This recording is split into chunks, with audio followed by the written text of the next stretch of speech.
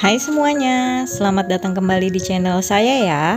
Di video kali ini saya mau berbagi tips cara mengatur keuangan setiap bulannya supaya anti bokeh dan anti galau di akhir bulan. Tonton sampai habis ya. Jadi saya itu biasanya selalu mencatat semua pengeluaran saya setiap bulannya. Tapi yang saya catat itu cuma pengeluarannya aja, nggak saya budget-budgetin. Jadinya ya tetap aja saya merasa kok uangnya cepet banget habis. Gajian belum masuk tanggalnya lagi uang saya udah habis. Akhirnya saya gali lubang tutup lubang. Setelah saya menonton salah satu YouTuber yang memberikan tips mengatur keuangan dengan cara budgeting dan memisah-misahkan semua uangnya ke dalam amplop, akhirnya saya coba terapkan lah untuk diri saya dulu. Saya coba terapkan 2 bulan dan alhamdulillahnya itu berhasil banget membuat uang saya lebih termanage dengan sedikit lebih baik lagi.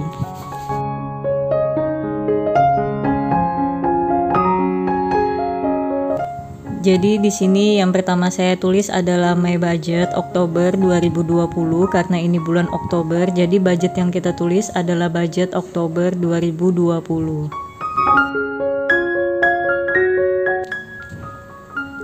Untuk pos yang pertama ini kita isi pendapatan. Ini nanti kita isi dengan jumlah pendapatan atau gaji kita setiap bulannya.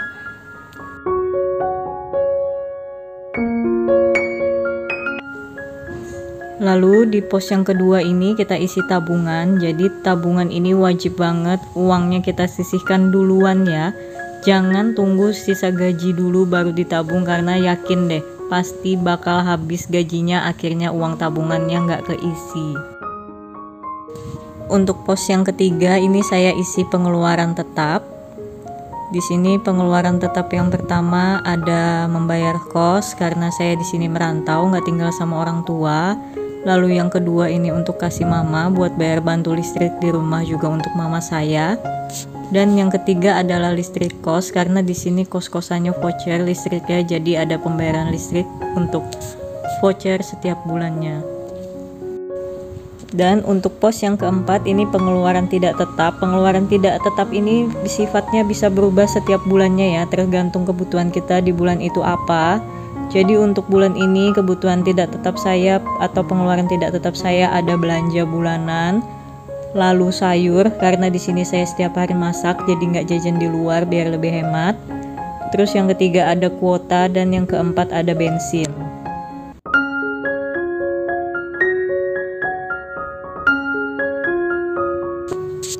Jadi untuk pendapatan saya di sini saya isi 3 juta sesuai dengan gaji saya setiap bulannya. Lalu saya tabung 450.000 atau 15% dari gaji. Kemudian untuk pengeluaran tetap kos-kosan saya isi 850.000. Untuk kasih mama saya itu 600.000, juga untuk bayar voucher listrik itu 100.000. Jadi untuk pengeluaran tetap saya di sini itu totalnya lebih dari 50% gaji saya. Padahal seharusnya idealnya pengeluaran tetap itu cuma 50% maksimal, bahkan kalau bisa di bawah 50% itu lebih bagus. Jadi untuk teman-teman semua kalau bisa pengeluaran tetapnya kalau memang bisa dihemat jangan sampai 50% atau semaksimalnya 50% juga masih oke. Lanjut ke pos selanjutnya untuk pengeluaran tidak tetap. Di sini belanja bulanan saya isi 170.000. Lalu untuk sayur itu 400.000 untuk 1 bulan, kuota 80.000 dan bensin 80.000. Di sini saya buat untuk sayur itu 400.000 untuk 1 bulan. Jadi jatuhnya 1 minggu itu saya ngabisin 100.000 buat sayur, tapi biasanya sih nggak sampai 100.000, masih ada angsulnya. Lalu untuk bensin itu 80.000 untuk 1 bulan karena jarak kantor dengan kos saya itu deket banget karena saya memang sengaja cari kosan yang gak terlalu jauh dari kantor. Jadi bensin itu 1 minggu saya cukup isi 20.000 itu udah full dan memang udah cukup banget 1 minggu itu. Jadi dari total semuanya ini kita tambahkan dan dapat sisa pendapatan saya itu sebesar 270.000. Sisa pendapatan inilah yang nanti bisa dipakai bebas untuk apa aja karena dia memang semuanya udah ada pos-pos uangnya masing-masing. Tapi biasanya saya terapkan untuk tidak pakai semaunya. Jadi kalau bisa sisa pendapatan ini nanti sampai akhir bulan masih bersisa banyak, supaya nanti bisa saya masukkan ke tantangan menabung saya.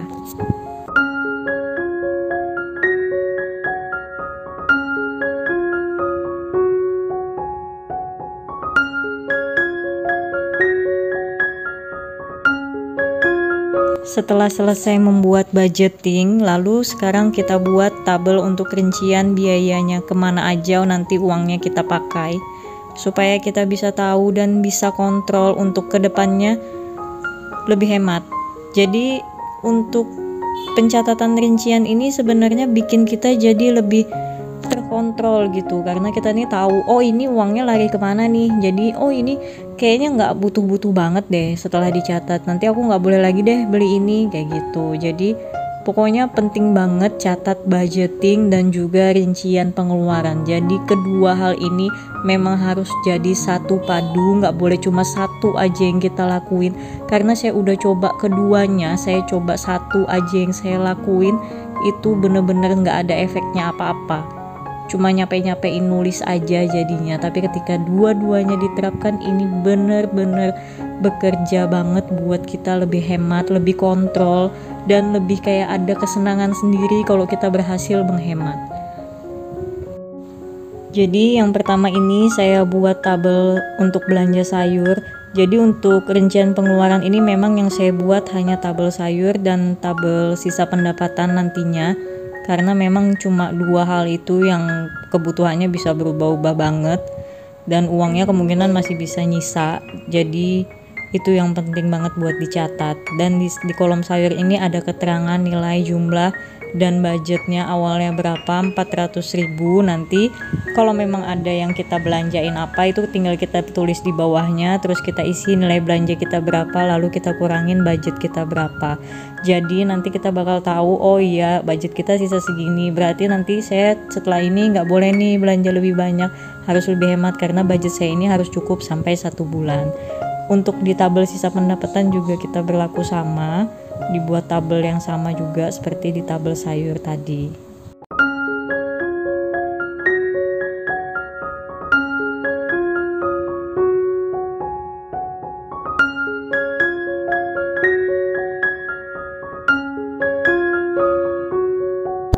Setelah selesai bikin budgeting, lalu ini saya tunjukin buku saving. Disinilah saya menulis tantangan menabung saya. Tantangan menabung ini gunanya saya buat saya untuk bisa menabung dan memenuhi dahaga saya untuk bisa belanja. Karena jujur saya itu suka banget belanja online, jadi masih susah banget untuk betul-betul pensiun dari belanja online. Ini contoh tantangan menabung saya di bulan September untuk beli skincare dan sepatu. Jadi tantangan menabung ini saya buat supaya saya bisa masih belanja walaupun gak tiap bulan, dan belanjanya pun terkonsep untuk apa. Jadi setidaknya saya masih ada lah belanja sedikit. Sekarang kita buat dulu tabelnya ini untuk challenge di bulan Oktober ini. Dan di bulan ini saya kemungkinan nggak untuk belanja, saya untuk membayar pajak motor saya, karena saya nggak mau ganggu budgeting saya untuk bayar pajak ini. Jadi saya buat challenge seperti ini, dan target challenge kali ini kemungkinan dalam 2 bulan baru bisa diselesaikan. Jadi 2 bulan nanti pas itu pajaknya mati. Jadi saya bikin challenge dari sekarang, semoga aja bisa cepat terselesaikan.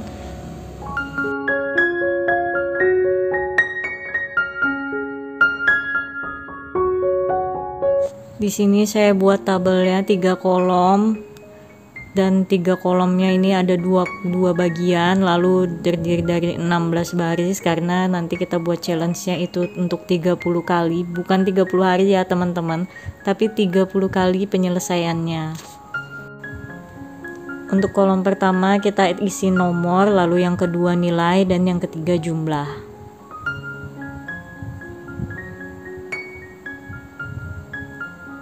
Setelah itu kita isi angka 1 sampai 30, karena ini 30 kali jadi kita buat 30. Jadi untuk challenge ini terserah teman-teman ya mampunya seberapa. Jadi sesuaiin dengan kemampuan kalian, mau buat berapa, mau buat lebih besar dari ini boleh, mau buat lebih kecil dari ini juga boleh, yang penting disemampukannya aja berapa, yang penting komitmen untuk menyelesaikannya tidak terlalu lama. Lalu di kolom nilai untuk yang pertama itu kita isi 5.000 sampai 5 kali.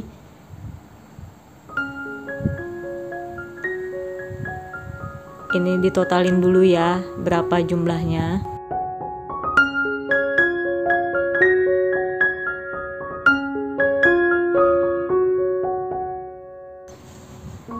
Setelah itu di baris ke-6 kita isi 10.000, kita isinya juga sebanyak 5 kali.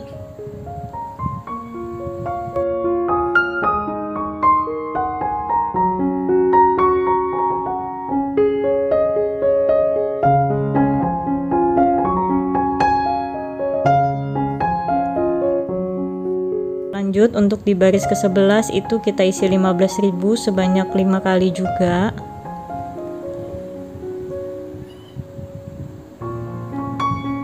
Ditotalin lagi ya.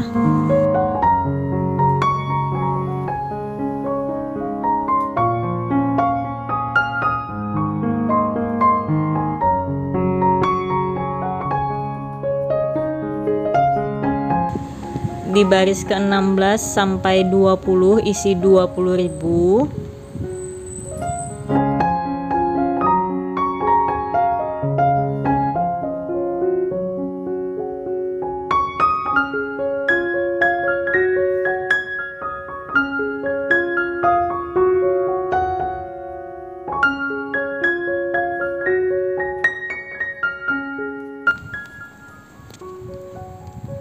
Dan untuk kolom 21 sampai ke 30 itu diisi 25.000 semuanya. Jadi uang challenge ini nanti kalau memang masih ada sisanya dari bayar pajak bakal saya juga tabungkan lagi, gabungkan dengan uang di tabungan utama saya. Jadi pada endingnya uangnya juga bakal ditabung juga, nggak boleh dipakai jajan semua. Kalau saya biasanya target kalau untuk belanja itu tidak lebih dari 50%, tapi berhubung ini buat bayar pajak motor, kemungkinan di bulan ini bakal kepake lebih dari 50%. Tapi nggak apa-apa, yang penting masih ada sisanya nanti untuk ditabung. Kalau pada nanya, pada bingung uangnya dapat dari mana, uangnya ini biasanya sisa-sisa dari budgeting saya yang udah saya pos-pos. Makanya itu saya bilang gunanya di budgeting, gunanya dirinciin itu supaya semakin tertantang buat lebih hemat. Dan uang hematnya itu ya buat masukin ke sini.